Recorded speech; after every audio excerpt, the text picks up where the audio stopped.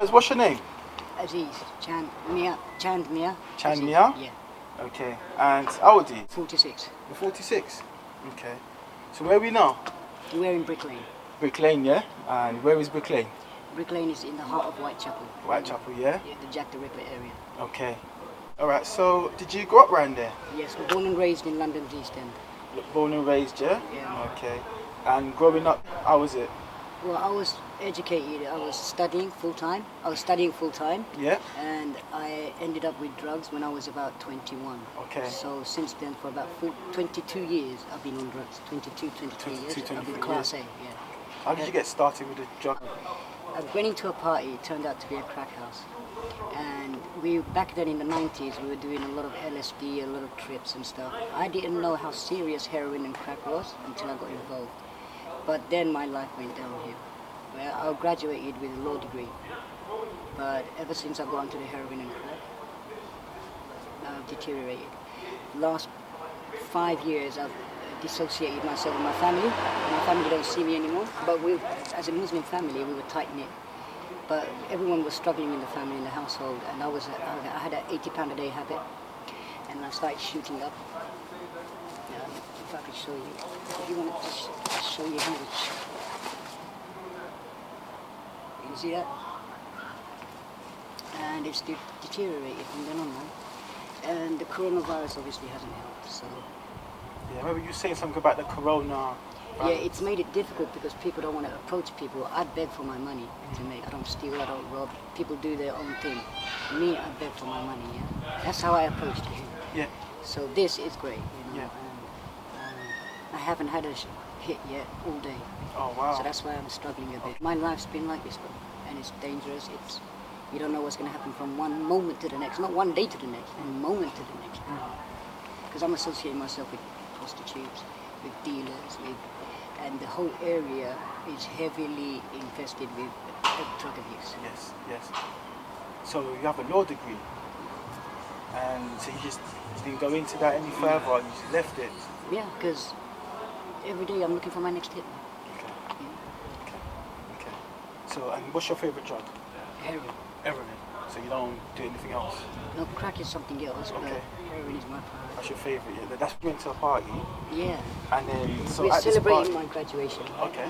And it turned out to be a crack house. Okay. And that's how I got involved. Yeah, just like that. Yeah, man. Yeah. Because it's very addictive. Yeah. It gets you hooked on. It gets you hooked very, very quickly. Okay. And if you don't know what it is, if you don't know what it does to people, then you will get hooked. In the Muslim culture, things like that are actually frowned upon. So Frowned or stigmatized, yeah. Stigmatized. It's like they will disown you because it's like they think you chose it and it's haram. They call it haram. They call it unlawful. Okay.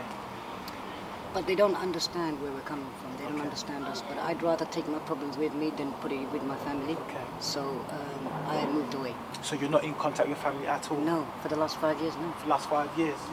Wow. I remember you said that they disowned you a while back. How long ago was that? 10, 15 years. They disowned you completely, didn't want to know. And the last 5 years been like with contact with my mum. Yeah. So after that, it was just gone. Okay. Just over. Okay. So do you live on the streets? Yeah. I move around from between the city and here. Okay. So basically, I'll be moving around, and if I can stay around here, I will. But I try and move out, and I try and move around a lot. Okay. I don't want to stay in one place. Okay. And is there a reason for that? Well, if I stay on the move, people won't know my face much, and then, I won't see many regulars, so that if I'm begging, then I'll be in various places. In one place with the virus thing, if it's in one place, you don't get much, because like for today, I only got £1.50, man, for about For the 6 whole day? Yeah. I really need to get a hit, because I haven't had any, and my usual is £80 a day, so. Last couple of weeks now, I've been moving around, but obviously in the last 10, 15 years, I've been in squats, been kicked out, staying in certain places, staying with mates. It's not been all the time rustling, but in general terms, yes. I haven't had a solid place to stay, no. Never? No. And if you had to go back to that night, I wouldn't choose it, no. I would not have even gone into that party, bro. It's been the biggest regret of my life. So is that the one thing you would say in your life you would like to otherwise change? look, everybody in my family and everyone knew that I was going to have a bright future. And it turned out to be the other way. I'm a believer in God, and I believe that He writes our destiny, right? I thought that I would be somebody, you know, get a 9 to 5 or a lawyer. That's what I was hoping. And it ended up to be one decision in my life made the whole thing change. You know, it changed the whole thing. Now I can't go back because I'm thinking about my next hit. It's a very vicious circle. But there are places where you can get help. But you have to be committed to it. I mean, it's not just about the services, it's about yourself as well. Are you ready for that? That's the thing. That's the thing. I want to get a place to stay and settle down first. I can't keep doing this and keep moving on the move. So I'm in line with Crisis Skylight. They want to get me settled first and then get myself into a script. And You ever been in any dangerous situations? dangerous, life-threatening, no. Never? No. So no one's ever tried to attack you? Well, yeah, but it's like I've been always with friends and groups. I haven't been with strangers where they would attack me and stuff. No. Okay, that's good to know. So with this lifestyle, do you think it gets a bit depressing sometimes? It's always depressing, brother. And I try not to think about the future, and I try not to think about the past. And the drugs helps me do that. Yeah. What does the drug actually do? Right now, it just takes the pain away. Yeah. People say what symptoms are there. There are a lot of symptoms. There's a whole list of symptoms. People will go in there to hospital with a bad leg. When I withdraw from heroin, I have cramps, I have chest pain, stomach pain, liver pain, lung pain, everything. And people think withdrawals is withdrawals. It's not. So it's real pain you're going through? Real pain, bro. Wow. So how do you think the streets has changed you? From obviously you was telling us about where you went to, you had a law degree. Yeah, no, I'm more streetwise. I'm more a Okay. street person, and what I've studied, I can't remember most of it now. Okay. Yeah, it's Okay. 20 years ago. Now. Yeah. And what is streetwise? Streetwise, What does that knowing actually mean? the street way of life. The street way of life. You know your own household and how you live your life. Whenever you get into a certain environment, if you're there long enough, you will adapt to that environment. We humans are very strong for that kind of purpose. Yeah. Allah built us to speed up. exactly to adapt to certain situations. So, bro, when I was studying astronomy when I was about 9, I looked at the heavens and there are places, exoplanets, where they can harbor life, where there is liquid water. We can't survive. We can survive without sunlight, without heat, but water is essential, right? There are so many places, there's not even one single organic matter or organic life. And here we're flourishing with life, yeah?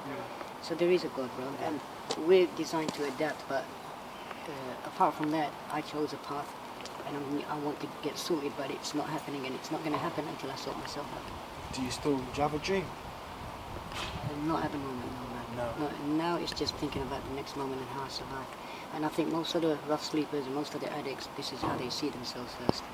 It's a very tough way to get into, and it's a very, very tough way to live. And the one lesson that you've learned, what would you say that is? The one major lesson is never take things for granted. Never take things for granted, man. They could be here one day and gone the next. I took a lot of things for granted when I was studying. So are you still practicing the religion? Or no? So you ever been in love? No. Never? Ever plan on being in love? No. Yeah? Another thing is, so for instance, when you're on drug, do you get sexual urges as well? Yeah, when You you're do? on crack, you get sexual urges and stuff like that. But it all depends on it. But it depends on the person's mindset. My priority is always to get myself sorted first, because I'm not a strong person. I'm also anorexic, so I'm always thinking about my health. And it depends on the person and the individual. So maybe you're interviewing some next person, and he would say something different. And if somebody was to come to you, or you heard of somebody who was planning on getting into drugs, what would your advice be to that person? No, I would advise them to stay away. Yeah, stay away. Get to know your drug first. But the best thing is, please stay out of this game. You don't know it until you get involved. And when you do, by then the doors have already shut and it's already too late. Hard to get out of, yeah? Very hard, bro. And is there anything you'd like to say to us? All I like to say is, we're all humans, and here on earth it's a blessing. Take each day as it is, man. Make the most of it, man. Make the most of it.